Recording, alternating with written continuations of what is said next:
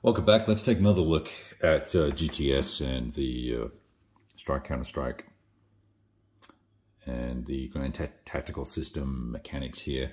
So I previously posted a video where we walked through some opportunity fire against this company of tanks here, these Panthers, and there are other options, right? So once I moved along the road and survived all that opportunity fire and ended my movement adjacent here, I could have moved here obviously, but we want to reduce the number of shots that were taken at us. I think I mentioned earlier on in the prior video that, I could have moved one of my infantry units up to here and left him there. And that would have then, I believe, that then prevents these guys from executing that opportunity fire, right? So let's just assume for the argument's sake that I didn't do that, and where we move up here adjacent, and that's where I am my movement.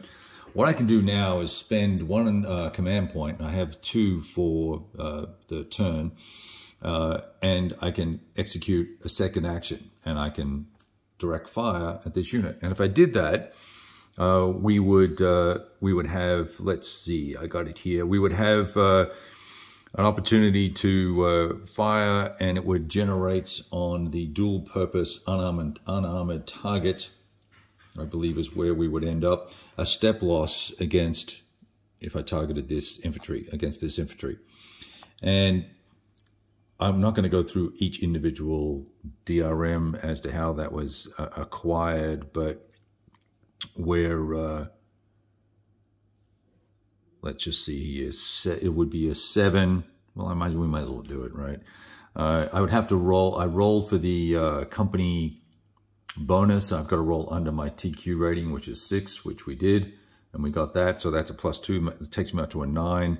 But then there's -1 because of the improved position, and that would give us a net of 8 FP. So I've got to roll 8 or less to get a hit. I believe I ended up rolling a 4, and that is going to give me, let's see, I think that's going to be a cohesion hit. Let me just double check that. A cohesion hit. Why did I have 1 step loss? Because I rolled a 5, that's why. Okay, I rolled a 5, not a 4. So that would put a step loss on this guy, and the other folks there would be fine. That's how that could potentially work. Now, the other thing that we could do, yeah, here's the 5 I rolled for that. The other thing that we could do here is I could, for that second action, I believe I could execute an assault as well. Now, I think that I would have to spend a CP to execute the assault, and then potentially a second, if I'm reading these rules correctly, and I apologize, this is literally my first time with it, running solo. We would have to spend a second CP to execute the assault. And then there are a number of other steps that have to occur. We've got to survive a bravery check, which is going to be the difference here. Let's see, the difference between which number is it now? I rolled a 0, so I didn't really pay too much attention to what the actual metrics were here, but it's we subtract 1 because of, I'll take my armor, my defensive value, and then their defensive value, which is -1, -4, -1 is 5, and I've got to roll a D10. I rolled a 0 for that, and so we passed our bravery check to close. That then allows these guys to, the AT guns, to execute an opportunity fire, which they missed. And then we can then choose to either charge in with those tanks or don't charge and go, I guess, more carefully into an assault. But nevertheless, if we charge, we immediately fire, and there's no return fire. And that seems to me to be the best way to go about that. I rolled a 7 on the fire for this, and basically that means that we would eliminate all of the units in the hex, is my understanding. Actually, that's not correct. I really wish I could rewind and re-record this little section. So we're not going to fire, right? This is why this die is over on the right-hand side here. So when we charge, what happens is that we have to, as the non-active player, as the defender, we have to make our own TQ check, troop quality check. And so I will I have a 3 and a 1. We'll make it a 4. I roll a 7. I fail the save. I fail the TQ roll, and both of these units would be eliminated. So we can see how that would make sense with half a dozen tanks or so charging down the road, all guns blazing, etc.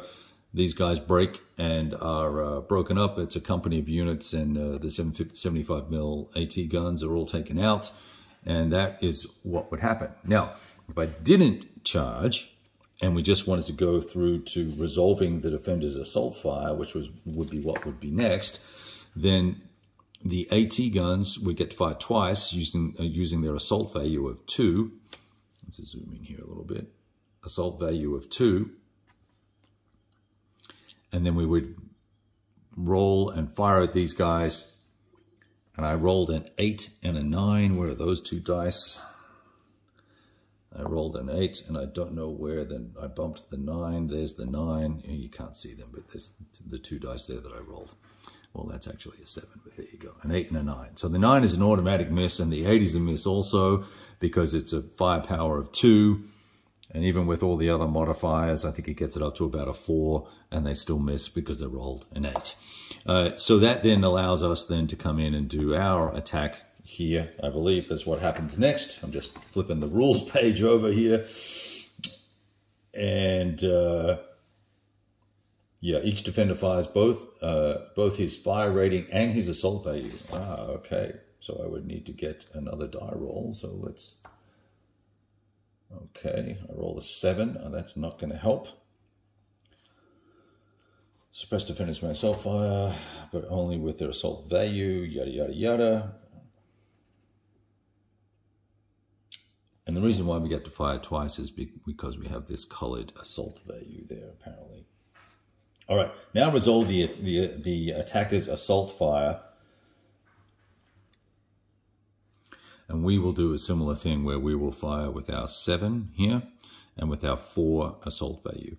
And we rolled on the CRT, and we're firing against unarmored targets. So we'll be looking at this table here. And so with the 7, we roll a 6. And with the 4, that's going to get, we won't even bother with the company bonus, trying to get that because, yeah, so we will miss with this regardless, even if we had the company bonus. But this 6 is actually a step kill, so that'll take this guy off the board. So you can see just with the important thing here is there are a number of interesting choices that are allowed to be made as the attacker, right? Now, earlier on in the prior video, I showed you that I placed a barrage on here.